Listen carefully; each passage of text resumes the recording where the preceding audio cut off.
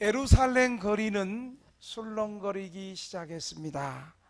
소경이 눈을 뜨고 문둥이가 깨끗하게 되고 죽은 자가 살아나고 귀신이 떠나가는 놀라운 역사를 가진 청년이 성전이 있는 예루살렘으로 올라가기 시작했기 때문입니다.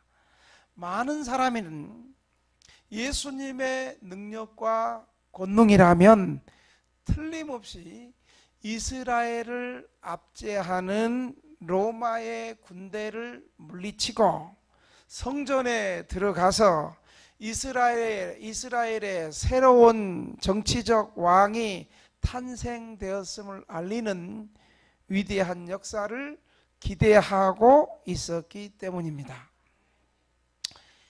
아멘 해야 될지 모르겠습니다만은 예수님의 12 제자들조차도 어머니를 동원해서 내 아들을 주님이 다스리는 나라에 높은 자리를 달라고 청탁을 하였습니다. 그래서 많은 사람들이 예루살렘 가까이 승리의 입성을 참여하게 되었습니다. 한 무리는 벳바게로부터 예수님과 제자들을 따르고 있었습니다. 또한 무리는 거룩한 예루살렘으로부터 예수님을 마중 나온 다른 무리와 한 무리와 합세되어 있었습니다. 모든 사람들은 그동안 로마로부터 억압과 착취로부터 해방되고 싶은 묵었던 감정이 예수님을 향하여 폭발하게 되었습니다. 마침내 여기서 그동안 기다리고 고대하였던 왕국의 꿈이 성취되는 것 같았습니다. 마침내 그리스도께서 자신을 유대인의 왕으로 허락하시는 것 같았습니다. 아니면 그리스도께서 다른 사람들이 그렇게 선포하는 것을 허락하실 것 같았습니다. 왜 예수님은 예루살렘에 올라가셨을까요? 첫째, 예수님이 예루살렘에 올라가신 것은 십자가에서 죽기 위해 예루살렘에 올라가신 것입니다. 예수님은 많은 군중들의 기대와 달리 로마를 물리치고 정복하기 위해서 예루살렘에 올라간 것이 아니라 십자가에서 죽기 위해서 예루살렘에 입성하신 것을 기억하시기를 바랍니다. 예수님의 탄생과 사역과 죽음과 부활은 모든 성경의 예언대로 이루어진 사건들입니다. 특별히 예수님은 기적과 이사를 베풀고도 제자들에게 내가 예루살렘에 올라가 대제사장과 장로들과 서기관들에게 고난을 당하고 죽임을 당하고 3일 만에 다시 살아나리라 라고 3번씩이나 예언했습니다. 한 번도 아니고 3번씩이나 예수님의 죽음과 부활을 예언하셨지만 제자들과 군중들은 예수님의 위대한 능력과 권세를 경험하고 그들의 기대치가 분명했기 때문에 주님의 말씀이 들려지지 않았습니다. 예수님은 이 땅에 평화를 실현하기 위해서 오시지 않았습니다. 정의를 이루고 가난과 질병과 압제를 이루기 위해서 오시지 않았습니다. 예수라는 이름에서 알 수 있듯이 예수님의 이 땅에 오신 목적은 자기 백성을 죄에서 구원하시기 위해서 오셨다는 사실을 믿으시기 바랍니다. 우리 인간이 하나님께 죄를 지었기 때문에 하나님과의 평화가 깨어지고 사람들과의 평화가 깨어짐으로 그 결과 이 세상에 불의와 시기와 질투와 폭력과 전쟁이 일어나므로 생태계가 깨어지고 사람과의 관계가 깨어지고 이 땅에 가난과 질병과 기아가 나타나게 되었습니다. 그런데 사람들은 나타난 현상만을 보면서 참된 평화와 정의와 나눔과 가난과 기아를 퇴치하자고 말하고 있지만 이 모든 근본적인 이유는 바로 죄로 말미암은 것입니다. 죄 문제가 해결되지 않는 이상 이 땅에는 참된 평화도 없고 참된 정의도 없고 참된 나눔도 없고 참된 평화도 없다는 사실을 여러분 믿으시기 바랍니다. 인간이 범죄하여 하나님을 떠나고 하나님의 뜻대로 살지 못해서 죄가 잉태하고 욕심이 욕심을 낳고 욕심이 장성하여 사망에 이르게 된 것입니다. 우리 인생이 죄를 회개하고 하나님께 돌아오면 자연히 회복되는 것입니다. 하나님과의 관계가 회복되면 사람과의 관계도 회복되고 물질계의 관계도 회복되고 모든 피조계가 그리스도의 십자가로 회복되는 것입니다. 이 근본적인 죄의 문제가 해결되지 않고는 이 땅에 참된 평화와 자유가 이루어지지 않는 것입니다. 그래서 이 죄의 문제를 해결하기 위해서 예수님께서 이 땅에 오신 것입니다. 죄 없으시고 죄를 알지 못하신 순결한 예수님께서 바로 죄로 더러워진 이 세상을 구원하기 위해서 이 땅에 오신 것입니다. 바로 2000년 전에 예루살렘으로 입성하신 것입니다. 인류는 정복의 피해 역사입니다. 좀 더 강한 나라가 약한 나라를 전쟁으로 다스려서 이기면 그 나라가 좀 다스리다가 그리고 그 나라보다 더 강한 나라가 또 일어나서 새로운 제국을 일어나는 전쟁과 피 흘리는 악순환의 역사가 인류의 역사인 것입니다. 그런데 우리 구주 예수님은 하나님의 능력과 권세를 가지시고 강한 힘과 폭력으로 이 세상을 다스리는 것이 아니라 인류의 모든 죄와 허물과 모순을 위해서 죄 없으시고 흠이 없는 예수님께서 십자가에 피 흘려 죽으신 것입니다. 이 구원의 방법이 바로 인류를 구원하시는 하나님의 방법이었습니다. 그것이 바로 하나님이 인간의 육신을 입고 이 땅에 죄 없으신 하나님의 아들 예수님께서 죄로 얼룩진 이 세상과 인류를 구원하기 위해서 십자가에서 피 흘려 죽으심으로 우리의 죄를 용서해 주신 것을 믿으시기 바랍니다. 폭력은 또 다른 폭력을 일으키고 피는 또 다른 복수의 피를 불러오는데 하늘의 권세와 능력을 가지신 예수님께서 죄로 죽어가고 신음하는 인생들을 불쌍히 여기시고 우리의 모든 죄를 대신하여 단번에 십자가에서 대신 죽어 주신 것입니다. 그런데 이 놀라운 사건이 죄로 가득 찬 인생들은 잘 믿어지지 않습니다. 왜 믿어지지 않아요? 죄 때문에 믿어지지 않는 것입니다.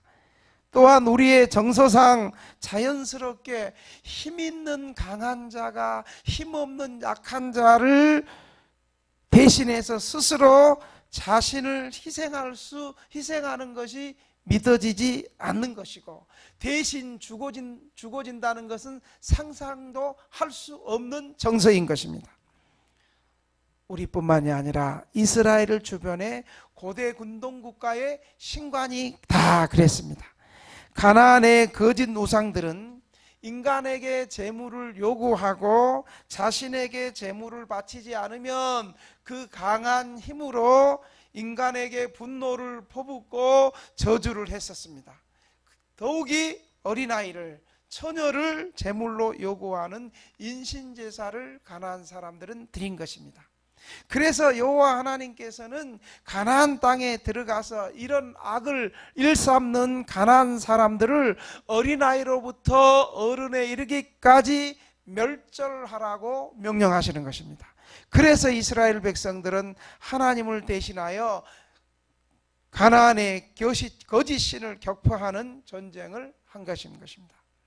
그런데 구약에서도 우리 기독교의 하나님은 창조의 능력과 권세를 가지고 힘없고 약한 인간을 억압하고 인간이 자신에게 재물을 바치지 않으면 심판하는 하나님이 아니라 오히려 힘이 없는 약한 고아와 과부와 나그네를 사랑하시는 하나님입니다. 신명기 10장 17절 19절에 보면 너희 하나님 여호와는 신 가운데 신이시며 주 가운데 주시며 크고 능하시며 두려우신 하나님이라. 사람을 외모로 보지 아니하시며 뇌물을 받지 아니하시고 고아와 과부를 위하여 정의를 행하시며 나그네를 사랑하여 그에게 떡과 옷을 주시나니 너희는 나그네를 사랑하라. 전에 너희도 애굽 땅에서 나그네 되었습니다. 신약에 나타난 예수님도 역시 같은 말씀을 하십니다. 빌립보서 2장 5절에서 8절에 보면 너희 안에 이 마음을 품으라 곧 그리스도 예수의 마음이니 그는 근본 하나님의 본체시나 하나님과 동등됨을 취할 것으로 여기지 아니하시고 오히려 자기를 비춰 종의 형체를 가지사 사람들과 같이 되셨고 사람의 모양으로 나타나사 자기를 낮추시고 죽기까지 복종하셨으니 곧 십자가에 죽으심이라. 이처럼 우리 예수님도 하나님의 권세와 능력을 가지신 분이지만 자기를 낮추시고 우리 인간들을 위하여 십자가에 죽어주신 하나님의 아들 우리의 구세주십니다. 정승모 성도님도 앞 밖에 나가서 저기 옆에 같이 씁니다. 윤민옥 성도님 옆에 같이 딱 쓰세요. 나가서 뒤로. 예수님은 신적인 능력과 권세로 얼마든지 사람의 섬김을 받을 수 있지만 주님은 사람들의 섬김을 거절하시고 하나님 앞에 정한 십자가의 길을 기쁘게 걸어가셨습니다. 둘이 같이 있으니까 외롭지 않네. 당시의 제자들은 예수님이 이스라엘의 왕이 되면 제각기 서로 높은 자리를 얻으려고 싸우며 질투하는 그들의 모습을 보시고 예수님은 자신이 이 땅에 오신 목적을 분명히 말씀했습니다. 마태복음 20장 28절에 보면 인자가 온 것은 섬김을 받으러 함이 아니라 도리어 섬기려 하고 자기 목숨을 많은 사람의 대속물로 주려 함이니라. 이렇게 말씀하셨습니다. 사랑하는 등대교회 성도 여러분, 예수님이 왜 예루살렘에 올라가셨습니까? 예수님이 왜 이 땅에 오셨습니까? 그것은 죄로 죽어가는 우리를 구원하시고 우리를 섬기러 오셨습니다. 우리의 죄로 죽어 마땅한 우리를 긍휼히 풍성하신 우리 주님은 십자가에서 대신 피 흘려 죽어주셨습니다. 우리가 하나님 앞에 구원받을 만한 인격과 행실과 의로움이 있어서가 아니라 주님께서 먼저 우리가 죄인 되셨을 때 십자가에 피 흘려 죽으심으로 우리를 먼저 사랑하셨습니다. 사도 바울은 이 사실을 로마서 5장 8절에서 말씀하고 있습니다. 우리가 아직 죄인 되었을 때 그리스도께서 우리를 위하여 죽으심으로 하나님께서 우리에 대한 자기의 사랑을 확증하셨느니라. 왜 하나님의 크신 주님의 십자가의 사랑이 믿어지지 않습니까?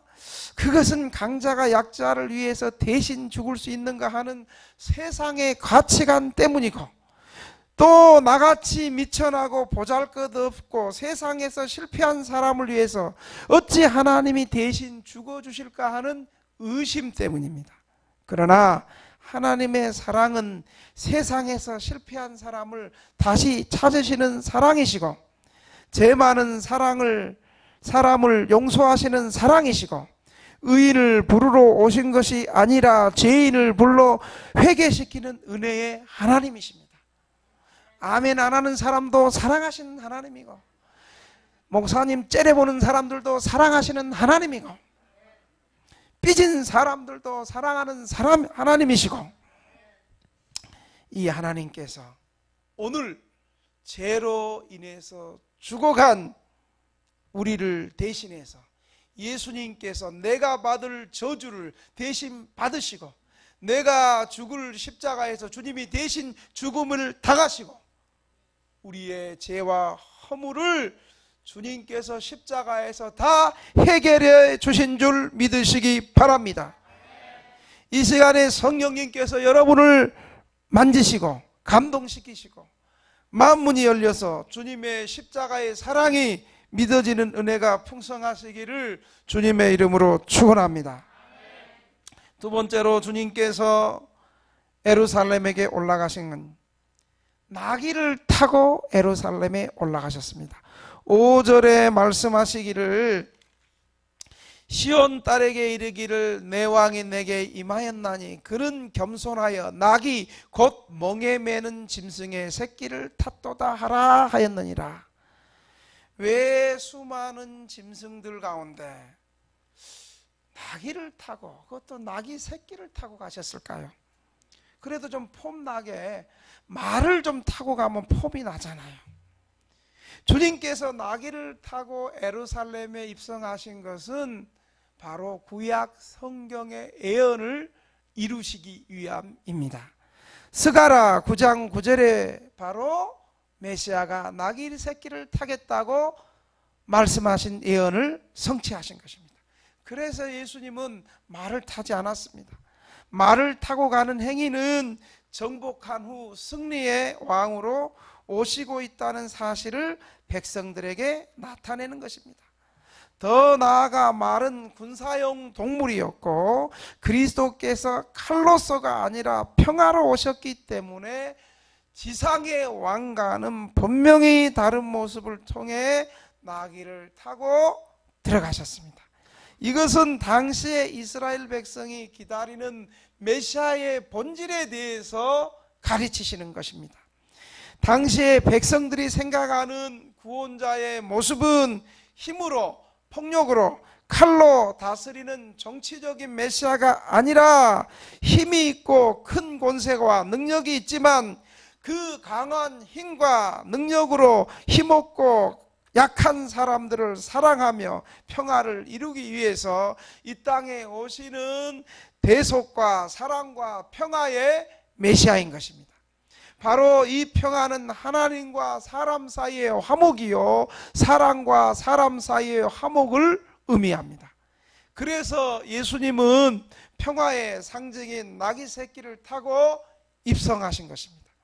즉 이 땅에서 진정한 왕의 모습이 무엇이고 그를 섬겨할 성도들이 가져야 할 자세와 진정한 봉사가 무엇인가를 우리에게 말씀해 주시고 있는 것입니다. 또한 나귀는 겸손을 상징하는 동물이시지 예수님도 겸손한 자세로 나귀 새끼를 타고 들어가셨습니다. 적어도 예수님께서는 순하기를 타실 수 있었을 것이나 더 겸손한 자세를 나타내는 새끼가 딸린 암나귀를 선택하셨습니다. 예수님의 행렬에는 꾸밈이 없었으며 오직 겸손만이 있었습니다. 예수님은 세상의 왕처럼 군림하는 왕이 아니라 겸손하고 온유한 왕이었습니다. 그래서 나귀를 타고 멍에 매는 짐승을 타고 오시는 진정한 왕의 모습을 보여주신 것입니다. 우리는 이런 위대한 주님께서 겸손하셨음을 기억해야 합니다. 주님께서 겸손하신 것을 생각할 때 우리는 몇 가지 깨달을 것이 있습니다. 첫째, 주님께서 그런 높은 자리에서 겸손하셨으니 우리는 얼마나 겸손해야 되는가. 둘째, 주님께서 그런 겸손을 택하셨으니 겸손이 얼마나 유력한 줄을 알 수 있습니다. 잠언 16장 18절에 보면 교만은 벼망의 선봉이요 거만한 마음은 넘어짐의 앞잡이라고 했고, 잠언 29장 13절에 사람이 교만하면 높은 곳에서 낮추겠다고 말씀했습니다. 어느 교만한 성도가 죽을 때에 목사님에게 묻기를, 천국에 가면 있을 곳이 두 가지로 나누어 있지 않습니까? 곧 내가 미워하는 사람이 있을 곳과 다른 곳이 또 있습니까? 라고 물었습니다. 그때 목사님이 대답하기를, 우리가 참신자를 대하여 우리의 형제임을 느끼기 전에는 천국에 들어가지 못한다고 하였습니다. 정승모 성도님 앉으세요. 사랑하는 등대교회 성도 여러분, 진정한 강자가 누구인가? 겸손한 사람입니다. 참으로 힘있고 강한 사람이 힘없고 약한 사람을 섬기며 사랑할 수 있는 것입니다. 예수님의 지상생의 삶이 바로 온유함과 겸손함으로 낮아지셨습니다. 예수님이 겸손하셨는데 우리는 어떠해야 되겠습니까? 고난주간에 조금만 자존심 상하면 삐죽거리고, 우리는 삐지는데 맹수 아닙니까? 삐지면 교회 안 나와. 교회 안 나오면 그냥 대수인 줄 아는. 세 번째로, 성도들은 무슨 일이 있어도 주님께 대한 믿음과 충성을 변치 말아야 합니다. 정치적인 메시아를 기대했던 이스라엘 백성들은 처음에는 대대적으로 예수님을 환영하고 박수치며 자기의 겉옷을 깔아드리고 종려나무를 흔들며 호산나를 외쳤습니다. 그래서 종려주일인 거예요. 고난주일이 그렇게 시작되는 거예요. 종려나무를 흔들면서 호산나. 8절 9절을 보면 무리의 대다수가 그들의 겉옷을 길에 펴고 다른 이들은 나무가지를 베어 길에 펴고 앞에서 뒤에서 따르면서 호산나를 찬송하고 예수님을 찬양했습니다. 자신의 겉옷을 깐 것은 왕을 축하하는 행위이며, 호산나라는 말은 온컨대 구원하옵소서라는 말로 열렬히 찬송하며 주님을 맞이하며 환호했습니다. 여러분, 그런데 한 며칠 지나고 한 주간이 지나기도 전에 주님을 열렬히 환호했던 군중들의 함성 소리가 예수님을 죽여야 한다고, 예수님을 십자가에 죽이세요라고 소리를 질린 그 사람으로 변했습니다. 백성들은 예수님의 구속 사역의 본질은 깨닫지 못하고 예수님을 그저 빵이나 세금 문제나 직장 문제나 해결해주는 정치적인 구원자로 착각하다가 결국에는 예수님을 죽이는데 자기의 뜻과 생각이 맞지 않으니까 예수님을 죽이는데 앞장서는 어리석은 백성이고 악한 백성들이 되었습니다. 여러분, 우리는 안 그런가요? 내 문제 해결해주고 내 뜻대로 잘 될 때는 예수님이 나를 축복하셨습니다. 그렇게 하다가 좀만 힘들고 내 뜻대로 아니면 이런 예수님이 어디 있어? 하나님이 살아계시면 그럴 수 있어? 교회가 이거밖에 없어? 그러면서 교회 안 나오고 삐지고, 자신의 마음과 뜻에 맞을 경우에는 예수님을 따르다가 자신의 마음과 생각이 다를 때는 여지없이 예수님을 욕하고 떠나가고 어리석은 탐욕스러운 백성이 바로 오늘 예수님을 길거리에서 찬양하고 따랐던 무리들이었습니다. 사랑하는 등대교회 성도 여러분, 혹시 저와 여러분의 모습이 이 모습이 아닌가요? 이 백성들은 참된 구원, 참된 생명, 참된 진리, 영원한 영생, 하나님 나라 이런 데는 관심이 없고 현재 당면한 먹는 문제, 사는 문제, 직장 문제, 부동산 문제, 세금 문제, 돈의 문제, 내 문제, 내 아픈데 치료하는 것, 내 문제 해결만을 요구하는 이기적인 모습입니다. 혹시 저와 여러분의 모습이 여러분 이렇지 않습니까? 말로는 사람 앞에서 예수님 따른다고 하고 좀만 섭섭하고 좀만 서운하고 그러면 믿음을 박차버리고 믿음의 반열에서 떠나버리는 가룟 유다 같은 모습이 우리에게는 없습니까? 그래서 이번 고난주간에는 수요일날 가룟 유다 설교를 하려고 그래요. 그러나 진실한 성도는 자신의 세속적 야망이, 욕심이 달성되지 않는다고 해서 주님께 대한 믿음을 포기하거나 충성을 중단하는 태도를 보이지 않습니다. 사랑하시는 등대교회 성도 여러분, 어렵고 힘들수록 더욱 변함없이 믿음으로 살고 충성할 때 하나님께서 반드시 살 길을 열어주시고 더 큰 축복으로 우리의 앞길을 예비해 주신다는 사실을 여러분 믿으시기 바랍니다. 우리 한번 오늘 들은 말씀을 생각하면서 통성으로 한번 기도하겠습니다. 주님, 나는 지금까지 어떤 믿음을 가지고 교회에 나왔습니까?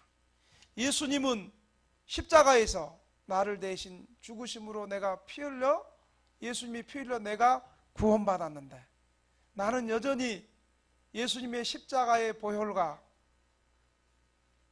부활의 은총과 영원한 천국을 사모하기보다는 이 땅에서 계속 내 욕심, 내 문제 이것만 나는 가지고 있지 않는가?